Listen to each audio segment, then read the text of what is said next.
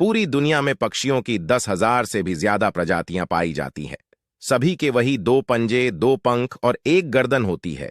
लेकिन इन्हीं में से एक ऐसा पक्षी है जिसकी एक अलग ही पहचान है, जो आसमान का सीना चीर के हजारों मीटर ऊपर 120 किलोमीटर की रफ्तार से उड़ता है, जो खुद के कई गुना अधिक वजन के शिकार को भी अपने पंजों पे दबोच कर उड़ जाता है। और इसीलिए उसे पक्षियों का राजा कहा जाता है, जिसे हम बाज के नाम से जानते हैं। और एक बाज इतना ऊंचा मुकाम हासिल करता है अपनी ट्रेनिंग और अपनी पुनर्जन्म की वजह से। अगर आप भी इस दुनिया में एक मुकाम हासिल करना चाहते हैं, तो एक बाज को बाज बनने का पूरा सफर आपको जानना बहुत जरूरी है, क्योंकि 25 से 30 की उम्र तक आने के बाद भी लोगों को रिस्क लेने से डर लगता है। लेकिन एक बाज की जीवन की शुरुआत ही रिस्क से होती है।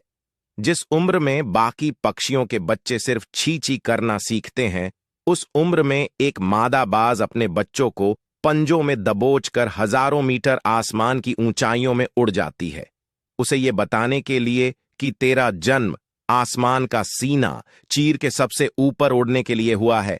तेरा जन्म पंछियों का बादशाह बनने के लिए हुआ है। जमीन से हजारों मीटर ऊपर ले जाकर मादा बाज अपने पंजों से उसे छोड़ देती है, और यही से शुरू होती है उसकी हाई रिस्क ट्रेनिंग। वो जमीन की तरफ तेजी से गिरने लगता है, थोड़ा नीचे आता है तो उसके पंख खुलने लगते हैं। नीचे आते आते वो अपने पंख फड़फड़ाने लगता है, लेकिन वो अभी तक उड़ना नहीं सीखा है। वो जमीन से कुछ ही ऊपर होता है।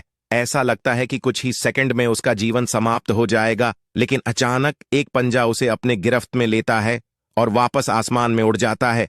वो पंजा होता है उसकी मां का, जो उसके पीछे उड़ रही थी।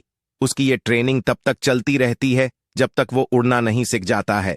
इतनी हाई रिस्क ट्रेनिंग होने के बाद इस दुनिया को एक बाज मिलता है। बारिश के वक्त जब सारे पक्षी आश्रय की तलाश करते हैं, तब यही बाज उसी बारिश में आसमान को चीरते हुए ऊपर निकल जाता है और बादल से कहता है, तू बर्श ले, कितना बरसेगा, और फिर नीचे आकर चैलेंज करता है। एक बाज की उम्र लगभग 70 साल होती है। जब वह 40 साल का होता है, तब एक परेशानी उसकी जिंदगी में मौत बनकर आती है, जो आपकी परेशानियों की तुलना में बहुत बड़ी होती है, क्योंकि 40 साल की उम्र में बाज की चोंच इतनी मुड़ जाती है कि उसे शिकार निगलने में बहुत परेशानी होती है। उसके पंख भारी हो जाते हैं, छाती से चिपकने लगते हैं, जिससे उड़ना बहुत मुश्किल हो जाता है। उसके पंजे लंबे और लचीले हो जाते हैं, जिससे वो शिकार को सही से नहीं पकड़ पाता। अब उस बाज के पास सिर्फ 3 रास्ते होते हैं। 1, वो अपने शरीर त्याग सकता है। 2, गिद्ध की तरह छोड़े हुए भोजन पे निर्भर हो जाए। और 3, सबसे कठिन और पीड़ादायक रास्ता, अपने आप को पुनः स्थापित का, फिर से आसमान का सीना चीरकर उड़ने का। और वो इसी तीसरे रास्ते को चुनता है और अपने पास के सबसे ऊंची चोटी पे पहुंच जाता है। वहां पर अपना घोंसला बनाता है और फिर शुरू होता है परेशानियों को जड़ से उखाड़कर आसमान में उड़ने का सफर। वह अपनी चोंच को एक चट्टान पर मार मार कर तोड़ देता है, लहू लुहान हो जाता है और इंतजार करता है नई चोंच के आने का। उसके बाद अपनी नई चोंच से अपने पंजों को काट देता है और फिर इंतजार करता है नए पंजों के उगने का।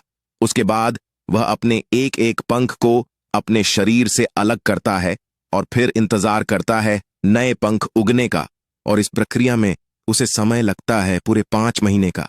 इन 5 महीनों के कड़ी तपस्या से एक बाज का पुनः जन्म होता है। वो फिर से तैयार हो जाता है आसमान का सीना चीरकर उड़ने के लिए। जो 3 रास्ते बाज के पास थे, वही 3 रास्ते आपके पास होते हैं। लेकिन कुछ लोग पहले रास्ते को चुनते हैं और परेशानियों के तले दबकर सुसाइड कर लेते हैं।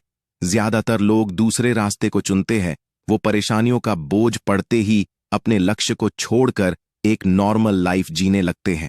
और कुछ वो लोग भी होते हैं जो इस परेशानियों को लात मारकर अपनी मेहनत के दम पर बाज की तरह आसमान की बुलंदियों को छूते हैं।